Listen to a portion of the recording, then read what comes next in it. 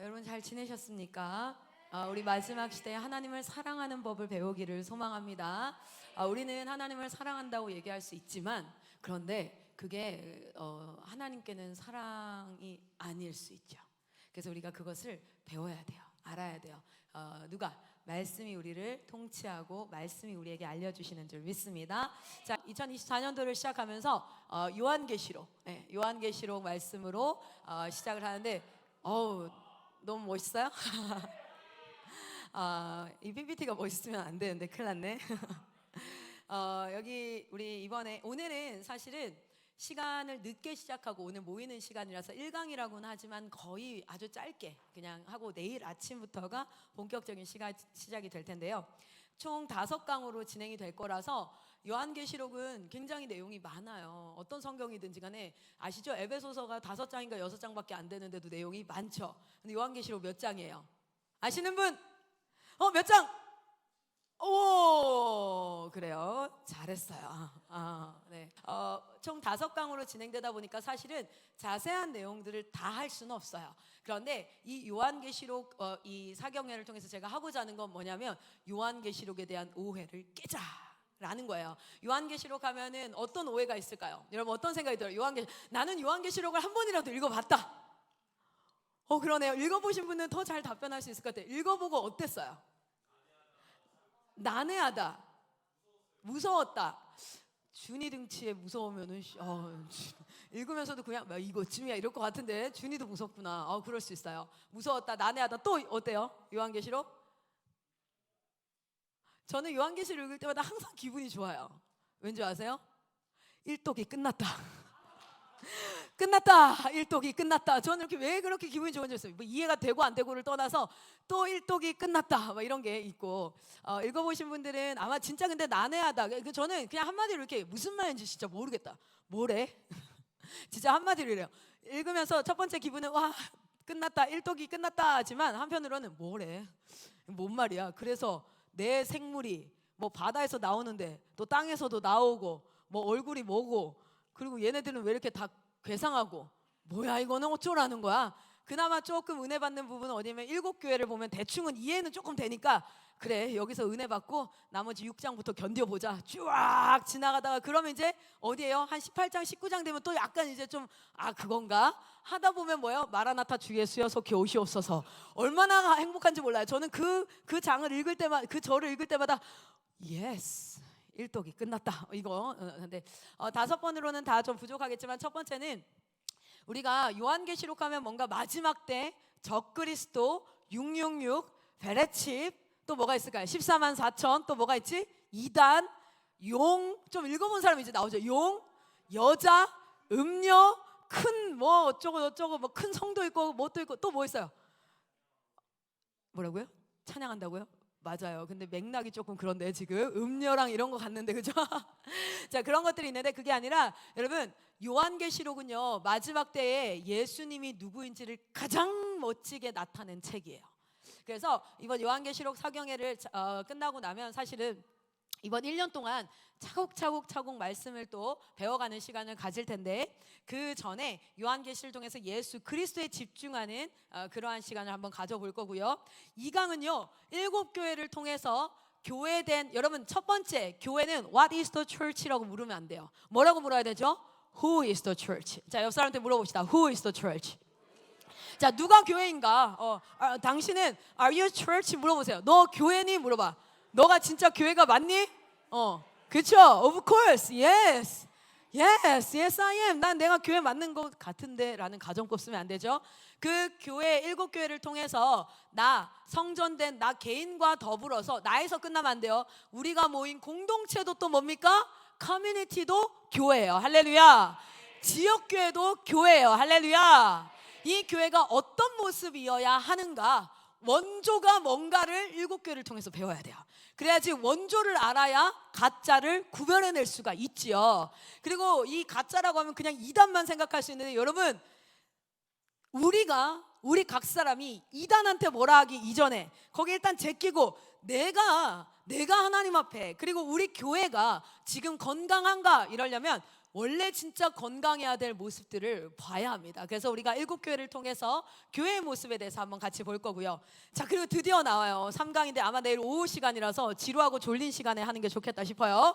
24장로는 누구이며 666 이거 아주 그냥 어떤 사람은 QR코드가 666이라는데 지금 그럼 우리 다 666 받았어. 다 핸드폰에 QR코드 받아가지고 말이야. 다 있죠 QR코드. 어떤 사람은 또 지금 은행에 가면 정맥 인증이라고 알아요? 여러분 이거 진짜 저도 몰랐는데 우리 그레이스 쌤 등록해 보셨대요. 근데 진짜 이걸로 쌤 그럼 이렇게 하는 거예요? 너무 신기하다. 그레이스 쌤이 등록을 했는데 그레이스 쌤 666.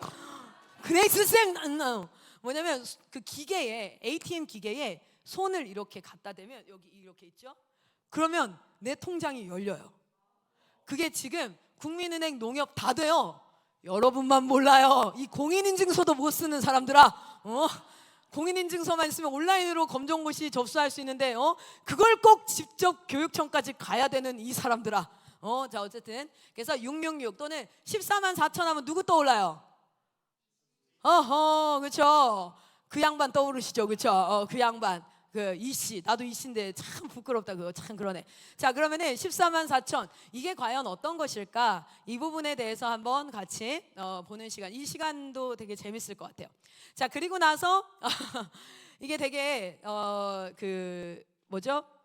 이 환상 가운데 우리가 생각지도 못한 동물들이 많이 나와요. 그렇죠? 그런 부분들에 있어서 바다에서 나온 짐승, 뭐 땅에서 나온 짐승 이런 게 있거든요. 그래서 6장에서부터 16장까지 나오는 여러 가지 중에 그 중에 하나 바다에서 나온 짐승과 땅에서 나온 짐승이 대체 무엇인가 어떤 의미인가 그래서 우리는 어떻게 해석해야 될까 요거를 하면서 진짜 요한계시록을 공부해야겠구나. 그냥 마냥 거부하고 그냥 마냥 무섭고 난해하고 뭐래 이러고 하는 게 아니라 요한계시록은 마지막 때 살아가는 사람들은 반드시 알아야 되는 정말 지침서와 같은 하나님의 선물이구나 이런 부분. 그리고 마지막이 이제 바벨론의 멸망과 하나님의 나라 이것을 통해서 이 마지막 때를 이해할 때 이 마지막 때를 향해서 가고 있는 이 시대에서 나는 어떤 마음으로 살아가야 될지를 알 수 있습니다.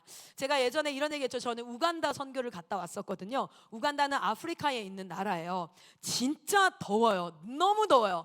제가 8박 10일 일정으로 비행기에서 하룻밤을 자는 일정으로 우간다를 갔는데 캐리어를 가지고 갔겠죠. 우리 팀은 총 9명이었어요. 근데 우리를 인도하는 인솔자까지 하면 10명이에요. 자, 10명이 캐리어를 가지고 공항에서 내렸어요. 여러분 혹시 필리핀 공항에 내려봤어요? 그 습습함과 헉하는 공기가 팍 들어오는 거 아시죠?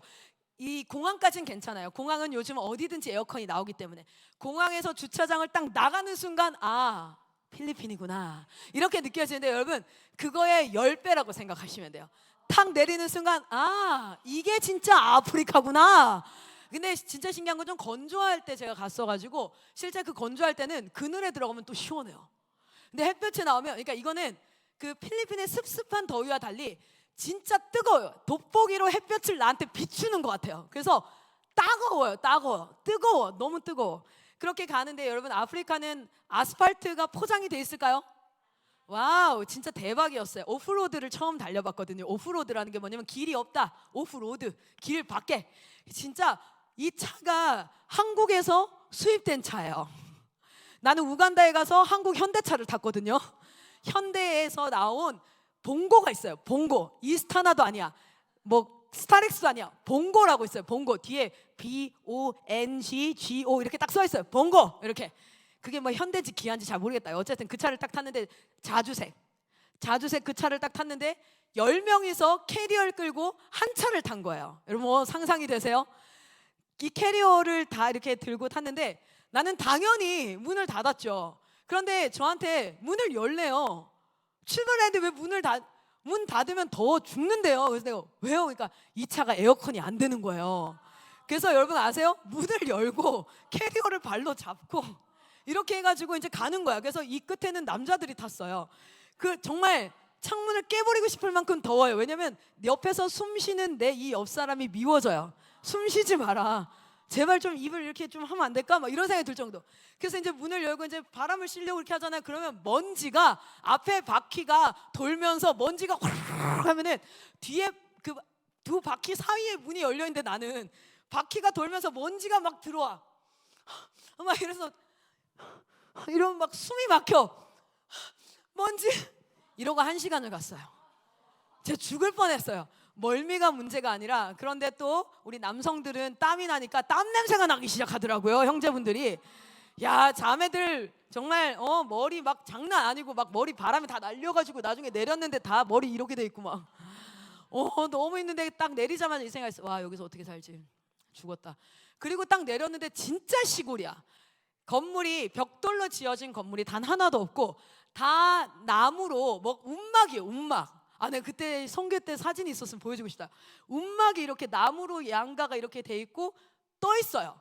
그래서 나무 판자가 있어요. 위에 이렇게 이렇게 잎이 있고요. 끝.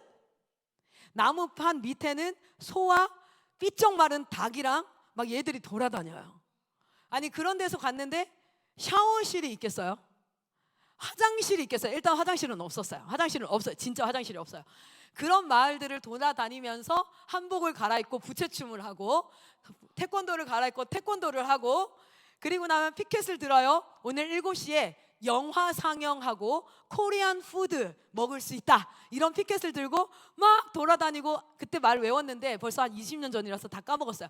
막 이제 하면은 그 사람들이 어디로 모여요. 그럼 그때 스크린, 우리가 야외 스크린 그때 가져가서 뭐 하냐면 예수 영화를, CCC에는 200개의 언어로 번역되어져 있는 패션 오브 크라이스트에 준하는 예수 영화가 있어요.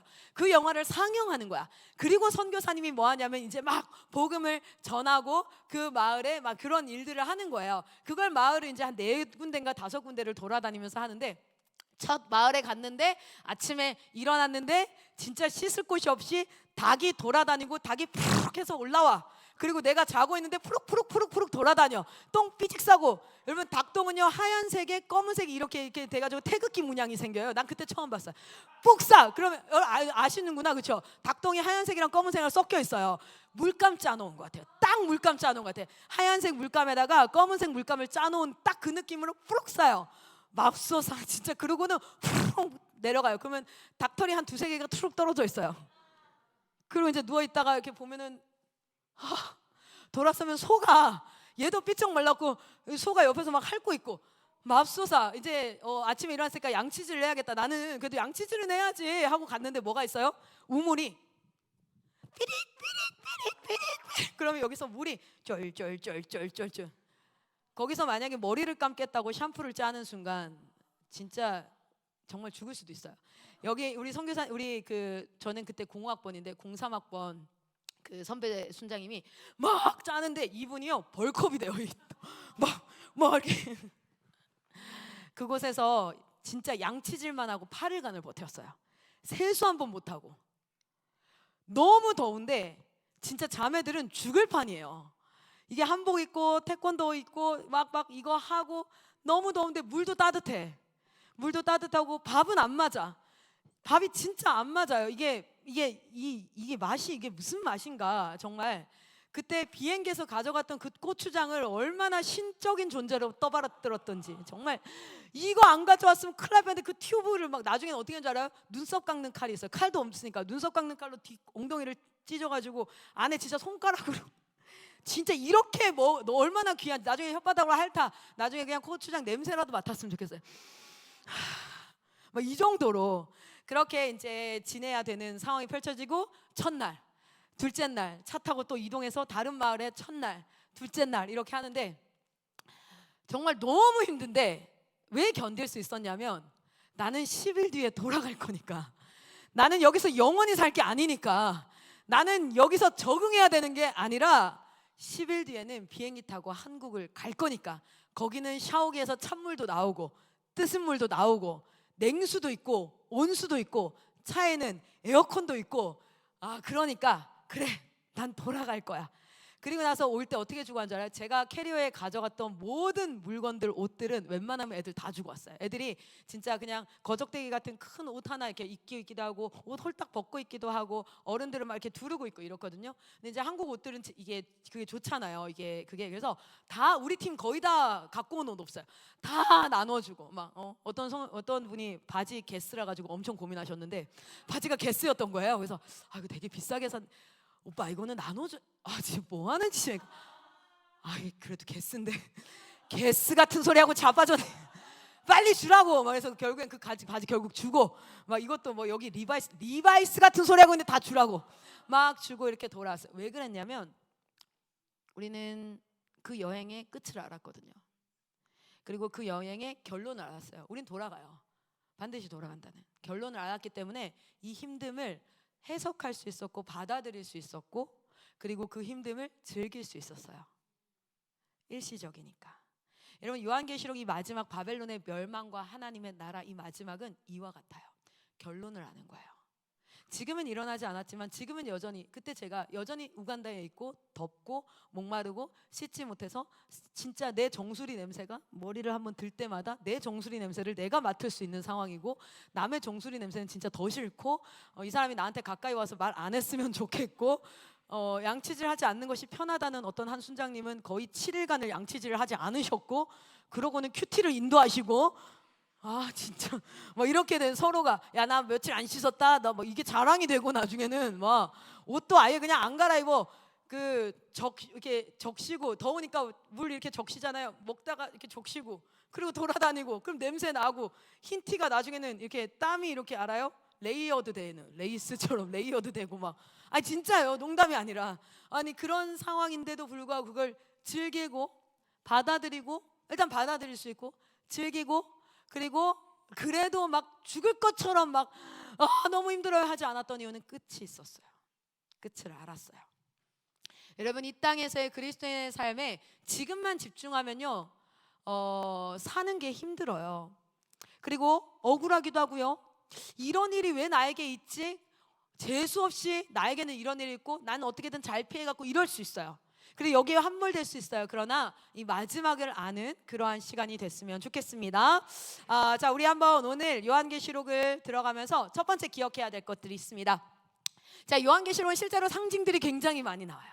상징들이 굉장히 많이 나와서 우리 트리플 스쿨의 책에 보면은 종말론 부분에서 요한계시록과 종말론을 공부하게 돼 있어요. 그래서 부흥과 개혁사에서 나온 만화 요한계시록과 그리고 만화 조직신학의 종말론을 기반으로 어성경이 읽어지네 통큰 통독, 그 부분과 더불어서 교회론과 종말론과 마지막 요한계시록을 공부하게 돼 있어요. 여러분, 그 책이 우리에게 있습니다. 그러니까 그 책으로 여러분 리뉴젠 팀에서 좀 공부를 같이 했으면 좋겠는데, 인투젠 그리고 나머지 팀들에서. 그런데 실제 공부하다 보면 요한계시록은 굉장히 많은 상징들이 있는데 기억하셔야 돼. 이 상징들은요, 잘 보세요.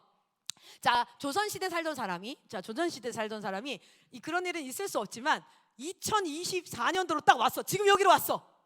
자, 거기서 한 달간을 살다가 다시 조선으로 돌아갔어요. 그리고 나서 한 달 동안 자기가 2020년도에 있었던 일을 자기 가장 친한 친구, 그래서 자기를 믿어줄 수 있는 친구에게 얘기를 한다고 생각을 해봐요. 자, 얘기를 한다고 생각해봐. 그러면은 핸드폰이란 걸 설명한다고 생각해봐요. 핸드폰. 자, 핸드폰. 비행기라는 걸 설명한다고 해요. 비행기. 조선시대에 인현황후 막 이럴 때, 그때 가틀고가 아닌데 뭘 틀죠? 상투 틀고 갓 쓰고 한복 입고 다니는 가마 타고 다니던 사람이 내가 2024년을 갔다 왔어. 그때 이 친한 친구가, 그래 이 미친 삐삐야 내가 믿어줄게. 근데 얘가 야, 그때는 뭐가 있는 줄 알아? 비행기를 설명해봐요. 어떻게 설명할까요? 날아다녀. 대빵 커. 새처럼 생겼다. 그 안에 구멍을 파. 사람이 그 구멍으로 들어가. 날아가. 여러분, 그럼 이 사람이요, 아무 정신 나간 소리야. 보지 못했으니까, 조선시대 사람 보질 못한 걸 설명을 하니까, 날아다녀. 새처럼 생겼어. 딱딱해. 안에 구멍을 파. 구멍 조그만 거기로 사람이 들어가. 야, 한 300명 들어가. 그럼 걔가 날아. 조선시대의 친구가 내가 아무리 믿어주려고 해도 너 진짜 이 사람 뭘로, 이렇게 생각할 수 있겠죠. 자, 보세요. 사도 요한이 지금 요한계시록은요, 무엇이냐면 반모섬에서, 자, 우리 1장 한번 말씀을 볼까요? 1장.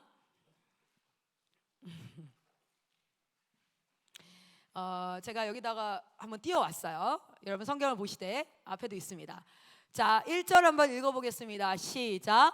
예수 그리스도의 계시라. 이는 하나님이 그에게 주사 반드시 속히 일어날 일들을 그 종들에게 보이시려고 그의 천사를 그 종 요한에게 보내어 알게 하신 것이라. 아멘. 아멘. 자, 그런데 이게 계시라는 게 뭐냐면 하나님이 보여주신 거고요. 성령 안에서 나중에 4장 6장 가면 뭐냐면 성령 안에서 요한을 성령님이 인도해서 데려가요. 그리고 보여주세요.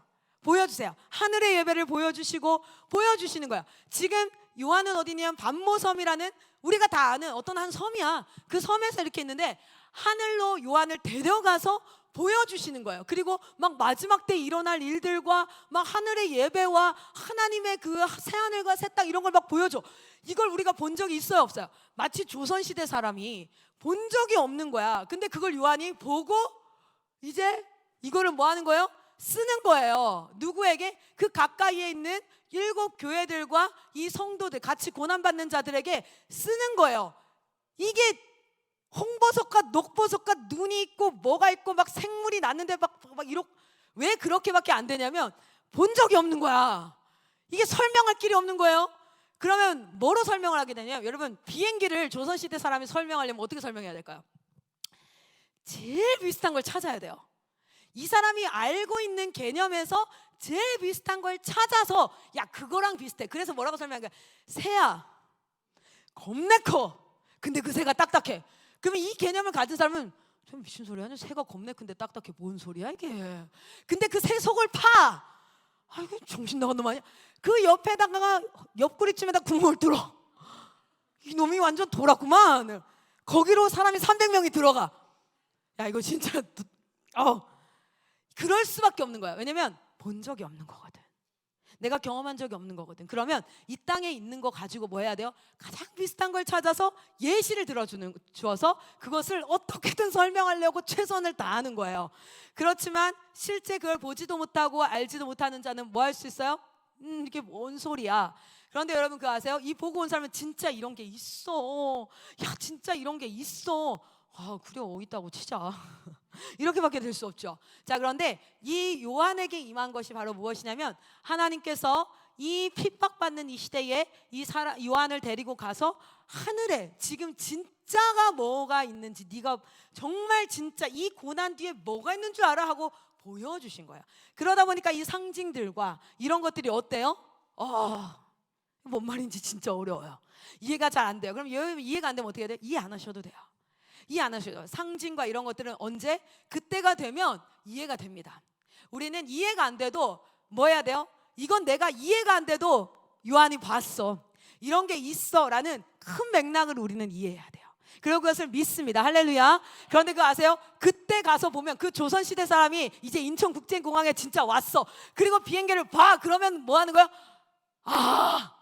야 네가 말한 게 그거네. 진짜 딱딱하네. 겁내 새처럼 생겼네. 그러네. 옆구리에 구멍이 뚫렸네. 대박, 사람이 들어가네. 맞네. 여러분, 이 시대가 도래하면 그리스도를 믿고 말씀을 사모하는 자들은 그 상징들을 풀지 못한다 할지라도 그 시대에 직면했을 때 그 말씀을 사랑하는 자들이 뭐 하게 됩니까? 그것을 알게 됩니다. 할렐루야. 그러면 지금 당장 다 풀려야 되는 게 아니에요. 우리는 점쟁이처럼 이걸 가지고 맞춰야지, 내가 먼저 알아, 이게 아니라 일어날 일을 하나님이 말씀하신 거예요. 그러면 이것은 일어날 거다, 그렇게 믿으면 돼요. 할렐루야. 일어날 건데 우리가 이 말씀을 이해가 되든 안 되든 계속 1년에 1독하죠. 우리가 계속 말씀을 읽고 묵상해요. 그리고 이걸 하면서 뭐가 되면 그때가 되어지면 깨닫게 되어져요. 그때가 되어지면 보여지게 돼요. 왜냐하면 이것은 하나님이 진짜 요한에게 일어날 일을 보여주신 것이기 때문에. 아멘. 자, 그런데 이것을 아까도 우리 새로 비유했던 것처럼 이것이 요한계시록의 상징들은 사실은요, 구약 성경에 나와 있는, 특별히 다니엘서와 에스겔서에 나와 있는 것들로 해석을 할 수 있습니다. 예를 들어서 두루마리 이야기가 나와요. 봉인된 두루마리를 누가 예수님께서 탁 풀어요. 그 두루마리에는 뭐가 기록되어 있을까? 요한계시록에는 안 나와요. 그런데 사실은 에스겔서에서는 그 두루마리를 설명하고 있어요. 앞과 뒤에 다 기록되어진 그 책에는 무엇이 있냐, 뭐 애곡하는 소리와 막 이런 것들이 있다, 이런 것들을 설명하는 것이 있어요. 그래서 요한계시를 공부할 때는 사실은 기본적으로 다니엘서와 에스겔서를 함께 읽고 공부를 합니다. 여러분, 모든 성경은 하나로 연결되어져 있어요. 그래서 요한계시록을 공부할 때 사도 요한이 뭘 쓰냐면 실제 구약에 나왔던 그것을 가지고 설명을 해줘요. 그것을 가지고 자기가 본 것을 최대한 이 땅의 사람들에게 알려주고, 요한이 그걸 보고 와서 뭐가 되냐면, 와, 내가 반모섬에서는 진짜 예수 믿는다고 핍박받고 교회 다니는 찌질이 뭐 이렇게 됐었는데, 아, 이게 사실이 아니구나. 하늘에선 전혀 다른 일이 일어나고 있고 그 일이 곧 속히 일어날 일들이구나. 이것을 내가 빨리 고통받으면서 하나님 진짜 살아계시나? 하나님이 진짜 살아계신다면 이럴 수 있나? 이렇게 흔들리는 자들에게 얼른 알려줘야지. 하나님이 그 계시를 주신 이유도 얼른 그들에게 알려주어 예수가 누구인지, 앞으로 일어날 일이 어떠한지 그것을 알려주어 그들이 믿음에 견고하여 주님 앞에 설 수 있도록 하라고 주신 말씀이에요. 마지막 때에 여러분이 믿음이 견고하라고, 여러분이 믿는 예수가 누구인지를 알게 하실 책이 바로 요한계시록인 줄 믿습니다. 비행기처럼 그런 것들을 이제 막 설명할 텐데 준비되셨습니까? 내일부터 시작될 거예요. 자, 여기 보시면 이 성경은 사실은요 마치 샌드위치처럼, 햄버거처럼, 햄버거가 밑에 빵이 있고 위에 빵이 있죠. 그 사이에 막 뭐가 들어있잖아요. 성경도 그래요. 창세기 1장 2장이라는 빵과 요한계시록 21장 22장이라는 빵, 요 두 가지 사이에 막 여러 가지 스토리들이 들어있는데, 요 두 개는 뭘 나타내냐면 명확하게 하나님 나라예요. 뭐냐면 에덴 동산, 새 에덴, 똑같은 내용이 열거되고 있어요. 생명나무와 생명수, 생명나무와 생명수, 창조하시고 새롭게 창조하시는 것, 하늘과 땅, 새하늘과 새 땅. 결국 뭐냐면 하나님의 나라를 창조하셨고 하나님의 나라가 완성될 거다. 아멘. 지금 봐서는 예수님 재림 안 할 것 같지 않아요?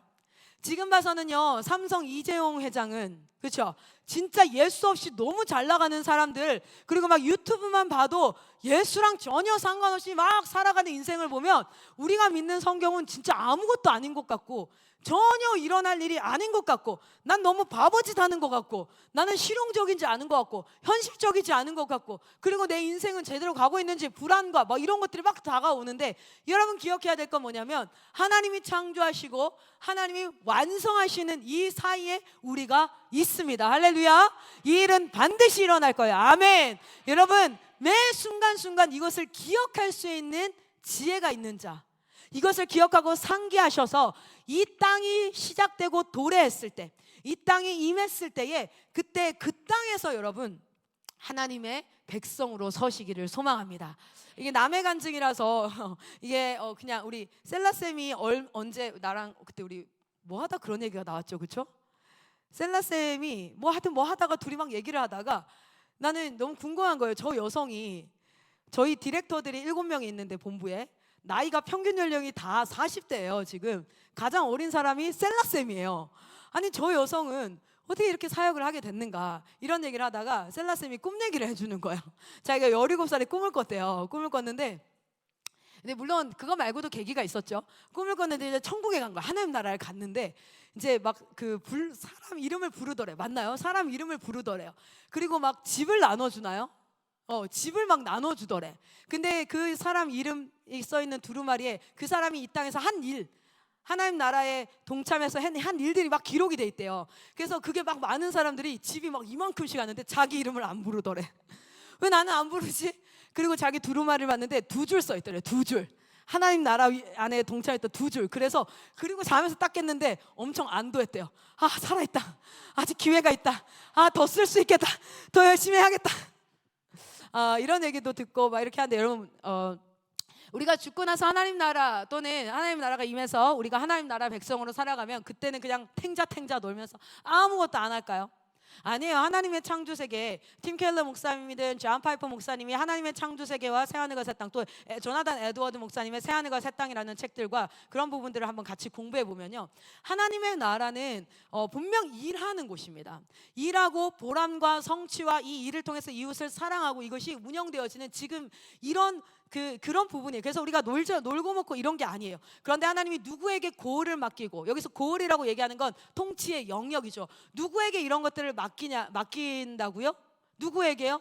이 땅에서 충성되고 이 땅에서 주의 통치 안에 있었던 사람들, 그 하나님의 질서 안에서 하나님 앞에 충성됐던 자들에게 그 고을을 맡긴다는 거예요. 그래서 이 땅에서 하는 이 작은 일에 충성된 자에게, 지금 우리가 눈에 직접적으로 보이지 않지만 그래서 그냥 나는 내가 먹고 사는 일을 하거나, 한국에 있다 보니까 선교사로 여기 리뉴젠에 있으면 선생님들이나 월급 받고 사는 선생님들이나 선교사, 교육 선교사나 똑같은 것 같지만, 그런데 그게 아니라 하나님 나라 위해서 일하는 그것들이 뭐 하는 거예요? 다 하나님 앞에는 연락되어져서. 할렐루야. 여러분 기억하십시오. 그래서 내가 흔들릴 때마다, 내가 하나님과 상관없는 인생을 선택하고 싶을 때마다, 여러분 이것을 상기하십시오. 하나님의 나라가 세워졌습니다. 하나님의 나라가 도래하고 있습니다. 그 나라가 완전히 임할 것입니다. 하나님과 상관없이 살았던 사람들은 왼편으로 취급되어질 것이고, 마태복음 25장에 하나님과 상관 있게 살았던 사람들은 어떻게 해요? 오른편으로. 그래서 하나님과 영원히 함께하는 삶이 있고, 하나님 없이 영원한 불못 지옥에 있는 삶이 분명히 있습니다. 그래서 여러분 초등학교 때부터 얼마나 부러워요. 저 나이 때부터 하나님 나라 위해서 살아야 되는데, 근데 중요한 건 똑같은 행동을 해도 하나님 나라 위해서 하는 것과 자기 자신을 위한 것은 마음의 중심에 있겠지요. 그래서 기억해야 될 것이 무엇입니까? 이 안에 요 역사들의 마지막, 우리가 꼭 알아야 되는 영역이 바로 요한계시록이라는 거야. 자, 요한계시록은 우리가 여러 가지 방식으로 나눠요. 요한계시록만큼 많은 분류가 있는 게 없어요. 한 7개, 8개로 대표적으로 나눠요. 근데 그 중에 하나를 저는 채택을 했어요. 가장 보편적인 것들을 채택을 했는데요, 그 기준이 뭐냐면, 이 요한계시록을 읽다 보면 계시록 1장에, 그리고 계시록 4장에, 계시록 17장, 21장에 동일한 문구가 반복이 되어져요. 이게 바로 뭐냐면, 요한한테 와. 누가? 자, 우리 한번 볼까요? 요한계시록 1장 한번 가봅시다. 아이고. 요한계시록 1장, 자 9절에서 10절. 요한계시록 어떻게 기록된 책이냐면, 반모섬에서 누가? 요한이 기도하고 있었어요. 사실은 반모섬에 어떤 상태예요? 유배된 거예요. 늙은 할아버지가, 거의 90세가 넘은 할아버지가 예수 믿는다는 이유로, 예수를 증거한다는 이유로 반모섬에 이제 갇혔어요. 그리고 노역을 하는 거야. 일을 하면서, 노역을 하면서 갇혀 있는 그때의 일입니다. 9절 한번 읽겠습니다. 시작. 나 요한은 너희 형제요 예수의 환난과 나라와 참음에 동참하는 자라. 예수의 말씀과 예수를 증언하였으므로 말미암아 반모라 하는 섬에 있었더니. 10절. 주의 날에 내가 성령에 감동되어 내 뒤에서 나는 나팔 소리 같은 큰 음성을 들으니. 아멘. 이 뭐냐면, 반모라는 섬에서 있는데 그날에, 그냥 우리에게는 그냥 하루 중에, 수많은 날 중에 하루였어요. 그런데 주님이 나에게 찾아오신 날, 성령이 감동돼요. 뭐예요? 성령이 찾아오세요. 성령께서 요한에게 찾아오셔서 이제 뭐 하기 시작하냐면, 환상을 보여주기 시작해요. 첫 번째 환상이 뭔지 아세요? 7교회, 7촛대를 거느리는 그 예수 그리스도의 모습을 보여주세요. 그래서 7교회 환상. 두 번째 환상이 뭔지 아십니까? 그 심판에 대한 거. 7인, 7나팔, 7대접, 막 심판. 거기 막 말들 나와요. 검은 말, 초록색 말. 말이 진짜 초록색이 있을 수 있나? 청록 말이라고 하는데, 흰 말은 이해되고 검정 말도 대충 이해되는데, 그 좀 그래요, 그죠? 멋있긴 하겠어요, 그죠? 자, 어쨌든 막 그런 거, 막 나팔. 그래서 심판에 대한 환상, 이런 식으로 환상을 보여주실 때에 누가요? 성령께서 나타나셔서 그렇게 하시는데, 그래서 저는 어떤 기준으로 이걸 나눴냐면, 성령께서 나타나셔서 이동합니다. 환상의 모습이 이동이 되어져요. 7교회에 대한 환상, 7촛대를 다니는. 그리고 또 성령이 나타나셔서 4장에 나타나서 옮겨요. 어디로 가냐면 하늘의 예배의 장면으로 옮겨간단 말이에요. 그리고 막 그것을 보여줘. 24 장로들이 막 금관을 쓰고 막 천사들 막 눈 이만큼 달려가. 눈이 여러분 엄청 많이 달렸대요. 그래서 실제로 이걸 실제로 그림으로 그려보세요. 한번 디자인 팀들. 눈이 막 이렇게 달린 천사 날개마다 눈이 달렸대. 그렇죠. 그래서 퍼덕일 때마다 눈이 얼마나 시려울까? 나에게 이렇게 달려있대요. 어쨌든 막 이런 장면. 또 어디에서 17장에서 성령께서 임하셔서 바벨론이 멸망하는 장면으로 가요. 그래서 지금 네가 정말 진짜 두렵고 벌벌 떠는 왕, 그리고 네가 그렇게 부러워하는 위정자들, 높이 있는 사람들, 그런 사람들, 뭐 옷 팔고 장사하고 돈 많고 이런 사람들 다 봐봐라 어떻게 되는지. 1시간 만에 다 멸망한 이걸 쫙 보여줘. 이게 일어날 일이야. 그리고 마지막에 21장에 임합니다. 21장에 성령이 또 장소를 딱 옮겨가요. 그리고 뭘 보여줍니까? 하나님의 나라 새하늘과 새 땅이 도래하는 것을 보여줘요. 그래서 여러 가지로 나누지만 저는 이것을 기반으로 나눴어요. 그리고 여러분이 가장 외우기 쉽게. 그런데 다른 데에서 요한계시록을 목사님이, 여러분의 담임 목사님이나 이렇게 강해를 하시면 저랑 다르게 나눌 수 있어요. 그때 왜 달라? 누군가 둘 중에 하나는 틀렸어? 이렇게 하실 필요 없어요. 왜냐하면 요한계시록은 기준에 따라서 나누는 게 달라요. 이사야서도 달라요. 분류하는 게 여러분 인간을 생물학적으로 분류하면 어떻게 분류해야 돼요? 각 기관별로 뭐 호흡기관 뭐 이렇게 분류를 해야겠죠. 그런데 인간을 그냥 외형적으로 분류하면 뭐 분류하는 방식에 따라서 같은 인간이지만 달라요. 영혼 육으로도 분류할 수 있죠, 인간을. 아니면은 뭐예요? 머리, 가슴, 배로 분류할 수도 있어요. 그렇죠? 그리고 뭐 외형과 내형으로 분류할 수도 있고 여러 방식으로 분류하는 것들 중에 하나인 거예요. 그러나 우리 목사님들이 설교하시거나 저 또한 건강한 교리다, 이게 사운드 닥트린이다 하는 것 내에서 분류하는 방식이 한 7개에서 8개 정도가 있어요. 그 중에 하나를 택한 거기 때문에 안전해요. 왜 제가 요한계시록 강의할 때 이 얘기를 하냐면 이 분류 방식을 이단은 다르게 분류하기 때문에 그래요.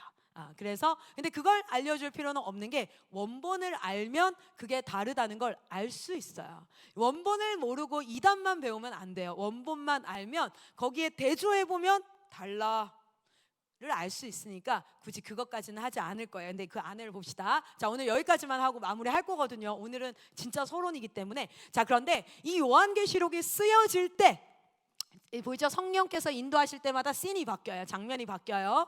마치 조선시대 사람이 이제 인천공항 갔다가 근데 진짜 놀라울 것 같아요. 인천공항 갔다가 인천대교 지나가지고 만약에 서울의 명동으로 가는 순간 그는 기절할 것 같아요. 그렇죠? 씬이 그렇게 바뀌는 거예요. 요한이요 다니면서 기절할 것 같은 거예요.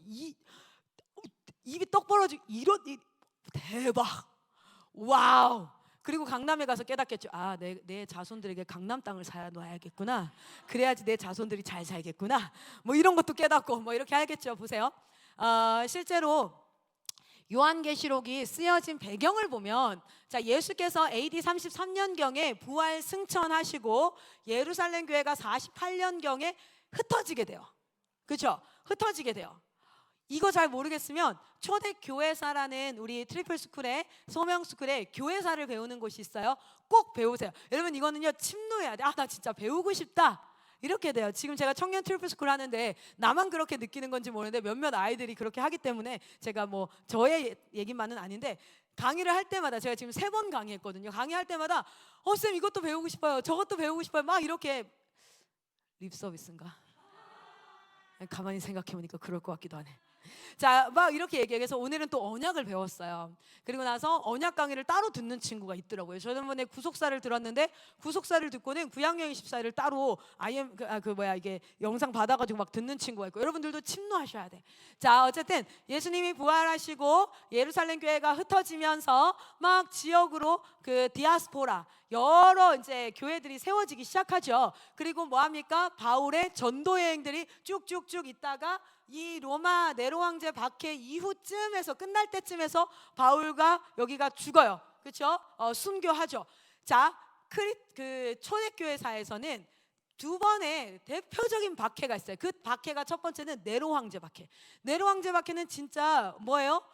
큰 불이 났어. 엄청난 큰 불이 났는데 이거 불 누가 싸질렀냐는 거야. 이거 왜냐면 그 불 때문에 내 가족이 불타 죽고. 여러분 인간이 죽을 때 가장 고통스러운 게 뭐게요? 어떤 방식일까요? 불타 죽는 게 가장 고통스럽대요. 그리고 질식사. 질식사가 정말 고통스럽대요.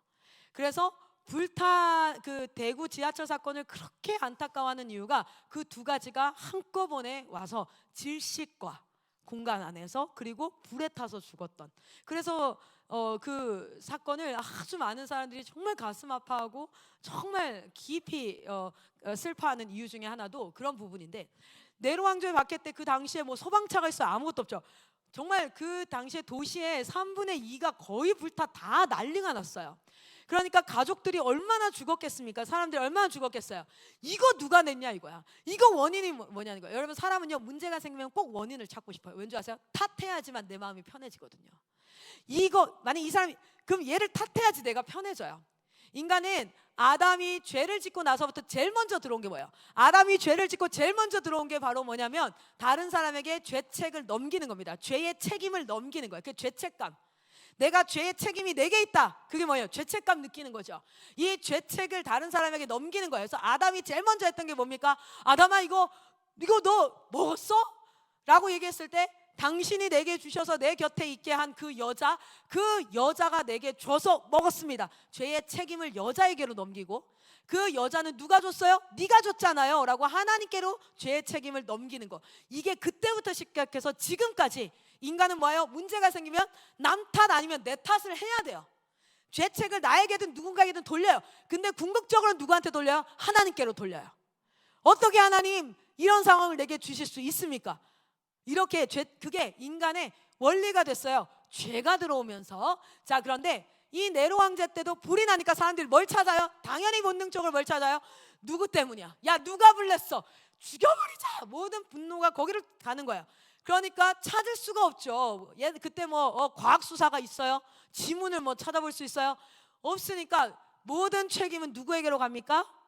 우리가 죄책이 나에게로 남에게로 갔다가 하나님께로 가는 것처럼 자기들의 통치자인 누구에게로 가요? 네로에게로 가요.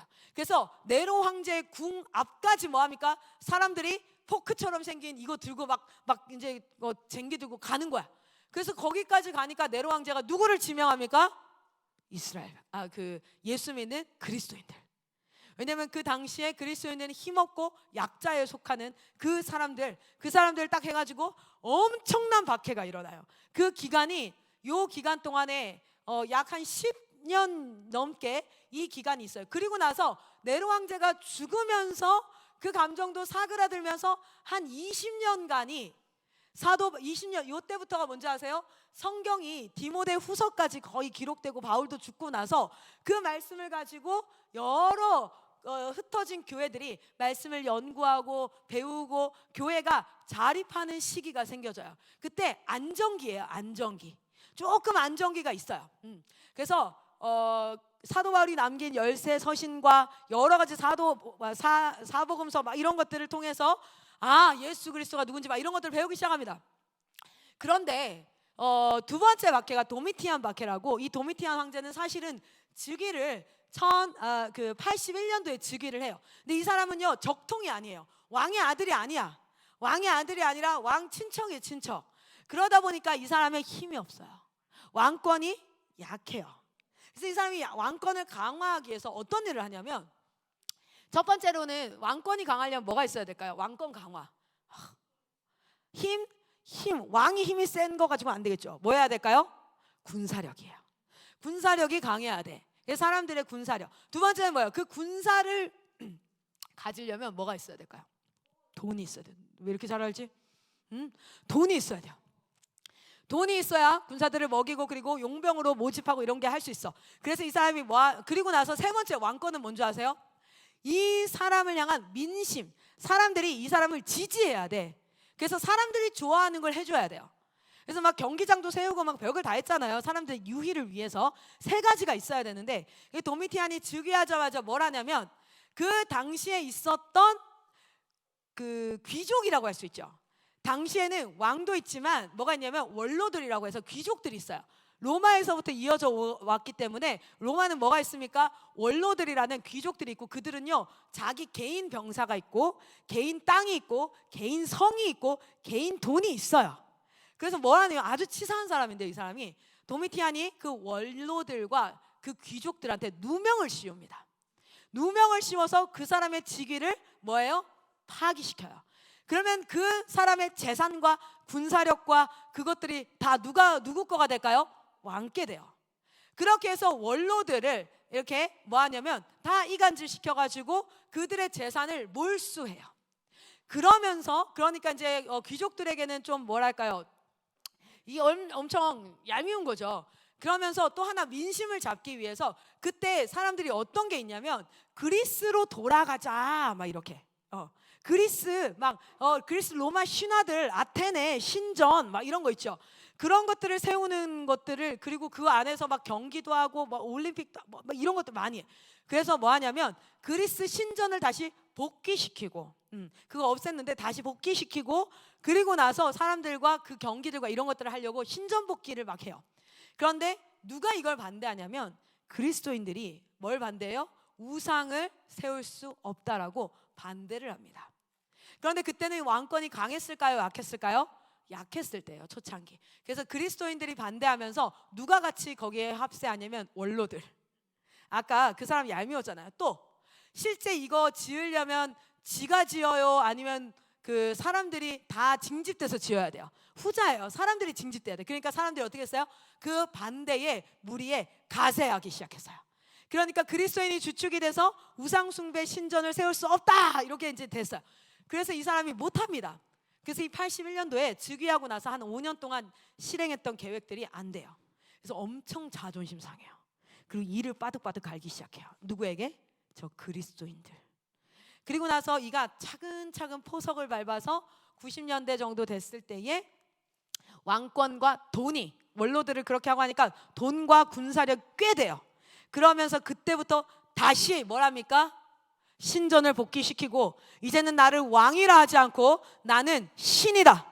나는 그리스 로마 신화에 나오는 그 아테네와 이런 사람들과 동급인 신이다. 앞으로 나를 신으로 불러라. 나를 인사할 때는 나의 주 나의 하나님이라고 불러라 라고 하는 거예요.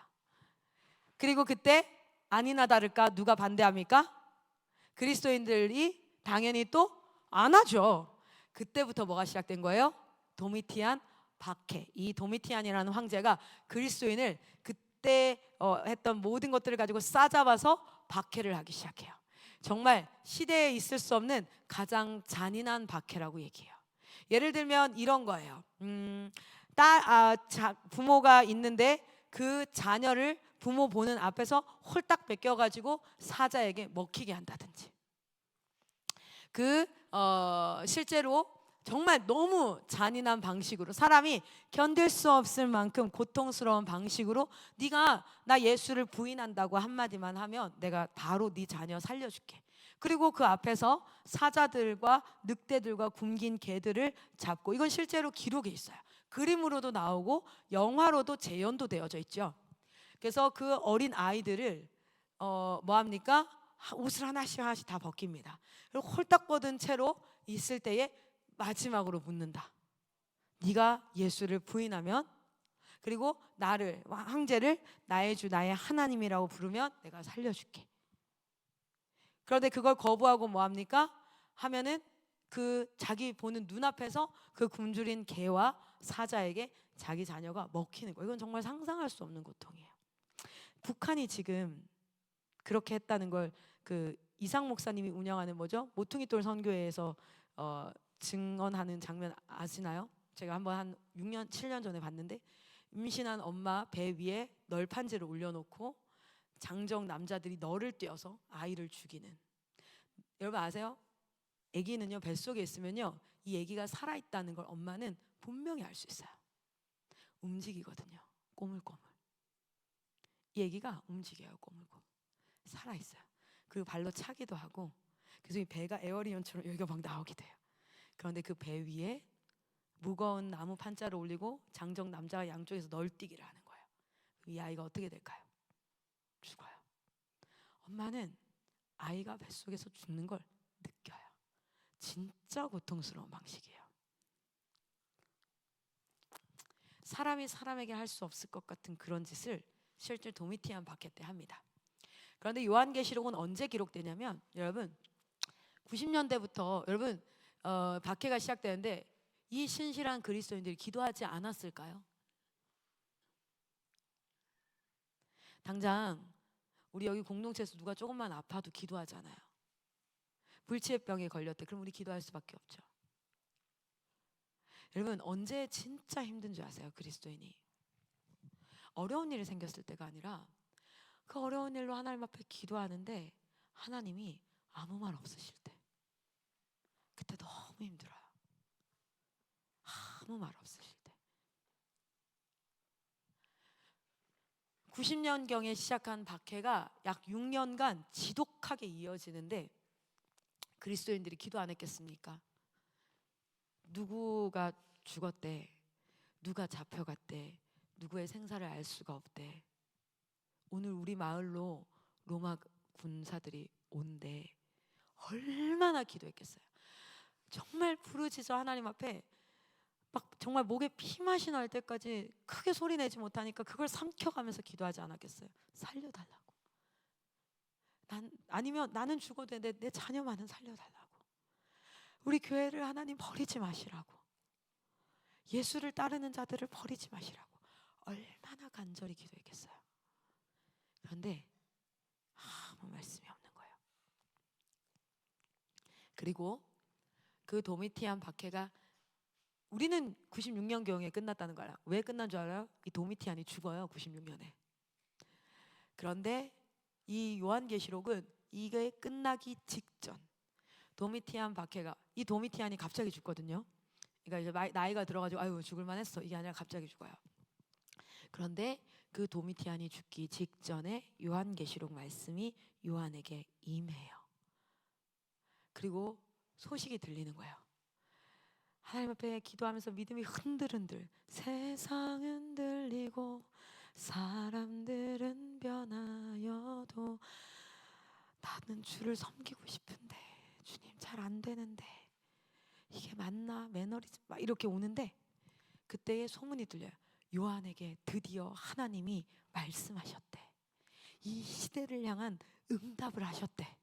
그 편지가 곧 에베소 교회에, 버가모 교회에, 라오디게아 교회에, 이 교회들에 도착할 거래.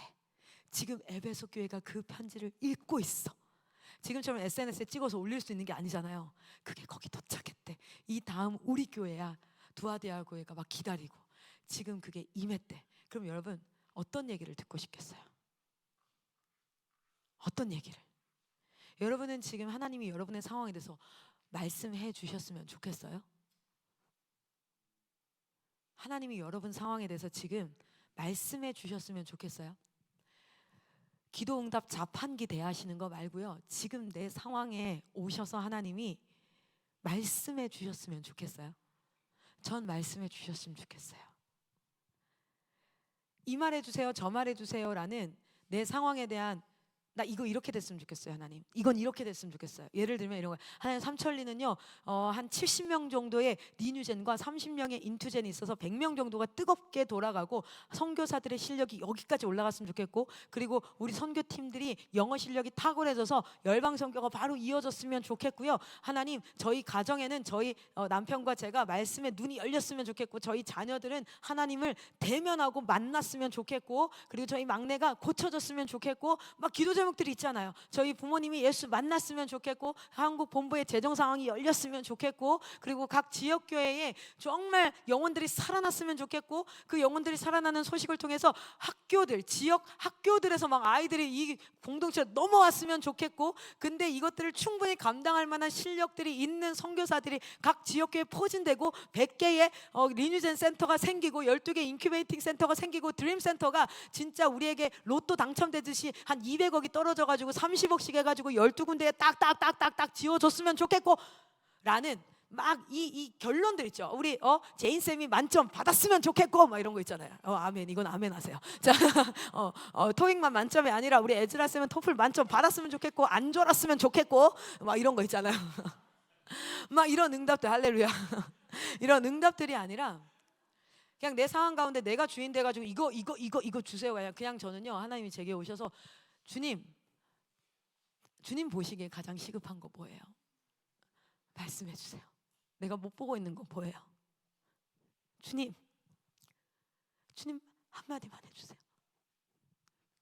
주님, 수고하여 열심히 사역한다고 뛰고 있는데 주님 사랑한다고 막 이러고 있는데 그냥 오셔서 주님이 제일 하고 싶은 말 저한테 한마디만 해주세요. 전 정말 하나님이 저한테 말씀해 주셨으면 좋겠거든요. 책망이라도 하셨으면 좋겠어요. 혜진아, 너 글로 가면 안 된다. 너 지금 이것 때문에 뺑뺑이 도는 거야. 엄마 정신 차려. 혜진아, 너 그것 때문이야. 이거라도 말씀해 주셨으면 좋겠어요. 혜진아, 요거는 그만해. 이거 제거해. 전 그 말씀이라도 해주셨으면 좋겠어요. 아니면 혜진아, 잘하고 있어? Keep going. 때로는 어떤 생각이 들면 내가 잘 가고 있는 게 맞을까? 이게 맞을까? 그래서 저는 진짜 한마디라도 좀 해주셨으면 좋겠어요. 그게 이 핍박의 극한 상황 가운데 이 핍박을 받는 자들이 뭘 원했을까요? 여러 어려움 속에는 아까 내가 열고 했던 기도 제목도 다 우리 필요한 거 맞죠? 다 응답될 줄 믿습니다. 지금 필요한 거 맞잖아요. 근데 그것도 이제 넘어서는 거예요. 뭐냐면 그냥 내 상황 가운데 오셔서 한마디만 해주셨으면 좋겠는 거예요. 그런데 드디어 누구에게? 요한에게 하나님의 말씀이 임한 겁니다. 할렐루야. 그게 요한계시록이에요. 그게 요한계시록. 그 요한계시록에 기록된 것을 읽는 7교회. 그때 그 7교회는 현존하는 교회예요. 그 순서도 실제로 이렇게 순서가 딱 있어요. 그 교회가 그 말씀을 읽을 때 어떤 기대함이었을까요? 어떤 것이었을까요? 그 사람들이 가지고 있는 배경의 지식을 가지고 여러분 그 마음으로 이 성경을 읽으셔야 돼요. 1차적으로 요한계시록은 오늘 우리에게 쓰여진 것이 아니라 그 시대 그 사람들에게 쓰여진 것인데 그 상황이 그대로 우리에게 동일하게 똑같이 적용이 아니라 뭡니까? 그 하나님이 오늘 살아서 우리의 하나님이시라는 거예요. 할렐루야. 그 하나님이 동일한 하나님이 오늘도 살아계셔서 전에도 있었고 후에도 있고 지금도 있는 그 하나님이 오늘 나의 하나님이라는 거예요. 할렐루야. 그 하나님이 나의 주인 되시고, 그래서 이 요한계시록이 내게 이해가 되어져야 돼요.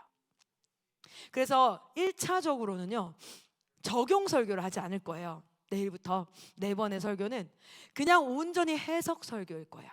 그런데 그 해석을 통해서 그 하나님이 오늘 나의 하나님이라면 내 상황 이 시대 가운데 하나님이 나에게 이러시겠구나 라고 여러분 성령께서 깨우쳐 주실 거예요. 그 깨우침이 여러분에게 새 힘이 될 겁니다. 할렐루야.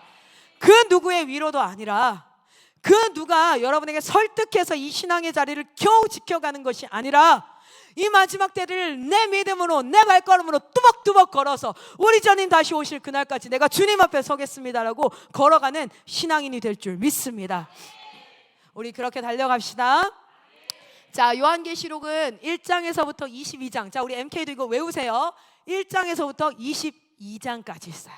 자, 1장에서 22장을 2개로 나누기도 하고요, 4개로 나누기도 하고요, 6개로 나누기도 하고 7개로 나누기도 하고 8개로 나누기도 해요. 이건 몰라도 되는데 우리는 몇 개로 나눌 거냐면 이렇게 나눌 거예요. 몇 개로 나눴어요? 7개로 나눴어요. 이거는 사실 이거 말고 다른 것도 하나 고민이 되는 게 있었는데 동일한 내용인데 이걸 붙이기도 하고 떼기도 하는 거예요. 그런데 정말 고민하다가 외우기 쉽게 하려고 이걸 선택했어요. 첫 번째는 뭐냐면 1장의 말씀은 서론입니다. 이 서론에 뭘 얘기하는 줄 아세요? 여러분, 너무 핍박받고 고난받고 아무 응답 없고 예수 믿는다고 있는데 너무 고통받고 찌질하고 이렇게 살아가고 있는데, 그런데 주님이 딱 오셔서 제일 먼저 하시는 말씀이 뭔지 아세요? 서론이에요. 그게 누군지 아십니까? 나 예수는 이런 자다. 나는 지금도 있고 이전에도 있고 그리고 후에도 있을 전능자다. 아멘. 우리 하나님이 누구인지를 딱 선포하세요. 예수가 누구인지. 이게 바로 서론입니다. 1장에서 예수가 누구인지를 말해요. 그리고 나서 지금까지 받았던 핍박들, 여러분 보세요. 예수가 죽지 않았다면, 여러분 제가 부모가 돼 보니까 애가 고통스러울 걸 알면서도 개입하지 않을 때가 있어요. 부모가 없는 고아라서 부모의 도움을 못 받는 자가 아니라 부모가 있는 상태라면 부모가 아이가 고통스러울 걸 알아, 어려움을 알아. 근데도 개입할 때가 있고 개입하지 않을 때가 있어요. 언제 개입하지 않냐면 그 고통이 필요할 때예요. 그 고통이 그 아이에게 필요할 때도 개입하지 않습니다. 그런데 두 번째, 그 고통, 이 아이가 감내해야 될 고통을 통해서 다른 사람들에게도 이 아이의 고통을 통해서 얘가 견딤을 통해서 누군가가 이익을 봐야 될 때, 누군가가 도움을 얻어야 될 때도 개입하지 않아요. 그리고 그때는, 후자일 때는 이 아이가 성장하고 이 아이에게 필요할 때 고통에 개입하지 않아요. 여러분의 고통에 하나님이 개입하지 않으면 능력이 없고 힘이 없어서가 아니라 여러분에게 그 고통이 필요할 때예요. 할렐루야. 여러분, 하나님을 신뢰하십시오. 그래서 운명이여 오라 나 두려워 아니하리 만사를 주님께 내어 맡기리. 차츰차츰. 너무 높아요 이 찬양. 어쨌든 보세요. 내게 필요할 때 고통을 뭐 하냐면 더요. 그런데 또 언제냐면요, 내가 이 고통을 감내해서 다른 사람이 그걸 봐야 될 때, 그때에도 하나님이 개입하지 않거든요. 근데 그때는요, 이것을 감당할 시험을 감당할 자에게 주셔요. 우리 하나님은 반드시 알아요. 그래서 제가 저에게 어려움이 생길 때 기도해요. 하나님, 이 고통이 내게 필요한 고통이라면 성령께서 그래서 제가 어려움이 오면 무조건 말씀기도 들어가요. 창세기부터 읽기 시작해요. 제가 지금 우리 소망이 두고 말씀기도 들어가서 마태복음 지나고 있거든요. 주님 말씀 주실 때까지 가는 거예요. 한 번 더 읽고 한 번 더 읽고 계속 읽는 거예요. 그러면서 뭐 하는 거예요? 말씀 하나가 더 주어져요. 저에게는 어려울 때마다 주님 주신 말씀이었어요. 여호수아를 통해서, 이사야를 통해서, 그리고 또 스가랴를 통해서, 요한복음을 통해서, 계시록도 있고요. 말씀을 계속 주신다면 얼마나 깊어져요. 어려움이 있을 때만. 그래서 지금은요, 이제는 좀 내가 이게 되니까 어려움이 생기면 힘들고 아픈데 또 한편으로 약간의 기대가 생겨요. 뭐가냐면 또 뭐가 하나 오겠구나, 또 지경이 넓어지고 또 뭔가 하나의 전리품이 내게 있겠구나, 이런 게 있는데, 근데 여러분 보세요. 그래서 하나님께 기도하는 거, 어려움이 내게 오면 내가 뭔가 제거해야 될 거나 내가 지금 이 고통이 필요한 거, 그 말씀으로 깨달기 위해서 말씀 기도 시작해요. 그런데 그러다가 어떤 때는요, 이 고통을 내가 감내함으로써 누군가가 지금 깨우쳐야 되고 배워야 되고, 또는 그 누군가가 알아야 될 일이 있을 때 하나님이 맡길 만한 자에게, 당신의 종들에게 고통을 맡기세요. 그거 진짜 영광이에요. 그리고 그때는요, 하나님이 반드시 보상하세요. 하나님이 반드시 그리고 여러분 살핍니다. 감당할 수 있는 시험이 우리에게 오는 거예요, 그때는. 그리고 우리가 그 자리에서 믿음을 보일 기회인 거예요. 할렐루야. 여러분, 이 시기가, 이 박해의 시기가, 신학자들은 뭘 얘기합니까? 이 연구하는 사람들이 이 박해의 시기가 마중물이 돼서 300년대부터 시작해서 뭐가 열렸다? 선교 시대가 열리는 것까지의 시작점이었다라고. 이 박해가 바로, 우리가 이 부분을 3강 때 같이 한번 나눌 겁니다. 자, 그 서론에서 이 고통을 감당할 만했던 너희를 하나님이 무엇으로 위로하냐면, 이 고통을 감당할 만한 너희를 내가 누구냐면 하나님이야. 내가 절대 너희를 잃어버리지 않아. 너희의 죽음은 절대 개죽음이 아니야. 너희의 죽음을 내가 예배로 받았고, 너는 오히려 더 아름다운 것을 받았고, 우리는 이 땅만 보니까 죽으면 끝낸 거고 너무나 고통스러운 거지만 아닙니다. 영원한 축복이 그들에게 임했어요. 할렐루야. 우리가 시야가 태어나서 죽는 것까지가 아니라 영원한 하나님의 나라를 볼 수 있기를 소망합니다. 그리고 2장에서 3장 마지막 때 7 교회들에게 예수가 누구인지를 알려주시고, 두 번째는 칭찬하시고, 세 번째는 책망하시고, 뭐 이런 식으로 그 교회에게 메시지를 전하세요. 환상을 보여주시고, 그리고 4장부터 5장까지가 무엇입니까? 하늘의 예배. 하늘의 예배. 그래서 하늘에서 지금 이루어지는 일이 무엇인지를 보면서 요한이 어떤 힘을 얻습니까? 땅에서는 이런 일이 일어나고 있지만 하늘에서는 이런 일이 일어나고 있구나. 무엇을 소망하게 돼요? 하늘 소망. 나 지금은 비록 땅을 벗하며 살지라도 내 영혼 저 하늘을 디디고 사네. 내 주님 주신 눈물 없는 곳. 여러분 그 하늘의 소망이 여러분의 있기를 소망합니다. 그리고 6장부터 16장까지 7인, 7나팔, 막간을 이용한 7표적 그리고 대적, 이게 4개, 7개의 사이클이 돌아가는, 여기가 바로 뭐예요? 우리가 좀 어려워하는 그런 장들이에요. 이 부분을 우리가 한번 훑어볼 거고, 그리고 나서 17장, 18장 다 2개 외우기 쉬워요. 17에서 18장까지 바벨론이 어떻게 멸망할지. 이 바벨론은 당시에는 이미 멸망한 나라예요. 바벨론은 이미 멸망한 나라. 그런데 왜 바벨론이라고 얘기하냐면 세상 나라를 대표하는 게 바벨론이에요. 사실은 모압도 있었고요, 뭐 아수르도 있었고 여러 나라가 있었는데 굳이 바벨론을 하는 것에는 대다수의 신학자가 무엇에 동의하냐면, 웬만한 이방 나라들이 이스라엘 백성을 핍박을 했지만 바벨론은 무엇을 했냐면 성전을 파괴했던 나라예요. 로마와 바벨론은 성전을 건드렸어. 하나님의 전을 건드렸기 때문에 세상 나라의 대표성을 바벨론에게 둔다라고도 얘기합니다. 어쨌든 그 세상의 멸망과 하나님의 예수 그리스도의 승리의 장면, 그리고 나서 이 승리로 말미암아 완전한 재창조, 하나님의 나라, 새 하늘과 새 땅이 임하는, 새 예루살렘이 임하는 것까지, 이게 바로 요한계시록이에요. 그래서 하나님이 너무 알려주고 싶었던 거, 이 마지막 때를 살아가는, 그리고 핍박받는 자들에게 예수를 믿음으로, 그냥 자기 죄 때문에 핍박받는 자 말고 예수를 믿음으로 고난받고 핍박받는 자들에게 하나님이 너무 말씀하시고 싶었던 내용들, 그 내용들을 우리가 내일부터 한번 같이 보도록 하겠습니다. 아멘. 우리 시간 같이 한번 기도하고 오늘 서론의 이야기를 좀 마치겠습니다.